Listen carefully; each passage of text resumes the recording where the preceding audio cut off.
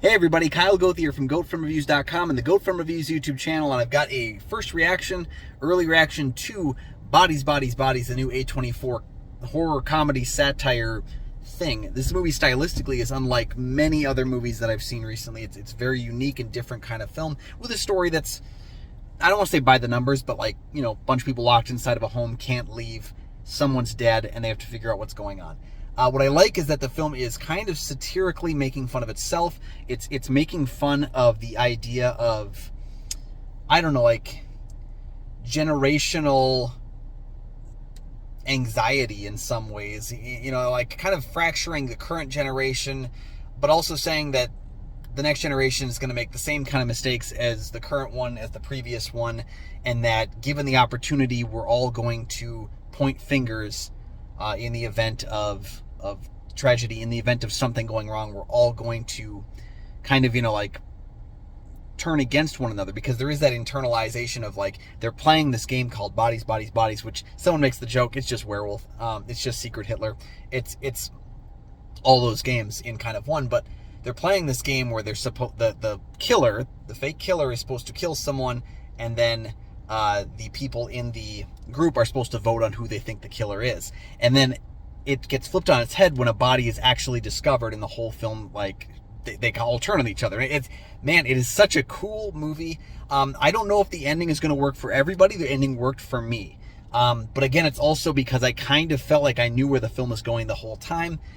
In that way, it didn't surprise me, but at the same time, it worked for what the movie was going for. I had a lot of fun skewering kind of current trends in how people relate to things, kind of Twitter commentary on things as well. There's a lot of using, you know, newer terms like toxic and triggering and all these kinds of things to kind of skewer anybody who tries to act like they're above what's currently going on in the world, because that kind of tends to happen too. There's that like, cancel culture doesn't exist, but the internalization of, I don't agree with you, so I'm going to shut you out of my life, starts to kind of work against the characters in the film. And it's a really kind of skewering, self-indulgent, little weird movie. A lot of people are going to say the characters are unlikable. I think that's kind of the point. Many of the characters in the film are unlikable, but they're unlikable in the sense that, you know, something I learned a long time ago is your characters don't have to be likable if they're interesting. The characters in the film are interesting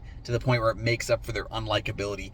And in a slasher, because this film kind of does model itself after a slasher film, a whodunit kind of thing, you don't always have to like the characters because some of them are going to end up dead. So it's, you know, it's kind of like, you know, in a slasher film, you kind of root for the bad guy. In a whodunit, you root for figuring out the mystery before the heroes do. And sometimes I did find myself, I think, figuring out, you know, like who the killer was before the film got us there. But it doesn't, the screenwriter, I'm sorry, I missed her name in the credits, I missed the director's name in the credits, but the screenwriter for the film does a great job of making every single character feel like if they had been pronounced the killer at the end, you'd be like, of course. You know, and that's the kind of thing, is like, you could guess that any single one of these people could be the killer, and each one carries merit, so it makes it really kind of one of those movies where you're involved. And I said the same thing about like Knives Out, where it's like, I felt like Knives Out felt obvious, but at the same time, Rian Johnson made every potential killer the obvious choice by giving us all reasons why they would want to.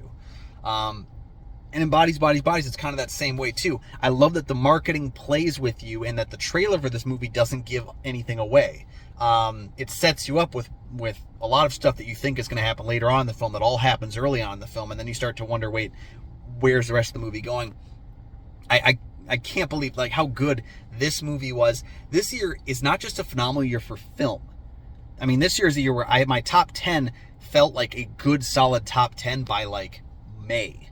But then not only that, it's been a great year for horror, and I haven't even seen Nope yet. I haven't even seen Fresh yet, but I've seen X, I've seen The Black Phone, I've seen, I was just thinking of this other, Men, and then this film, and now, like, you know, the other two that I haven't even gotten a chance to see yet. We're not even in October yet, and this year has been so good for horror, and so good for cinema in general. Guys, get yourself out to the movie theaters and see Bodies, Bodies, Bodies if you're a fan of horror, comedy, satire, skewering, this kind of stuff.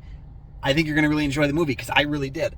And let me know your thoughts on it down below. Try to keep them as spoiler-free as you can, just because, like, let's not ruin the experience for anybody else. But give me your thoughts on the film.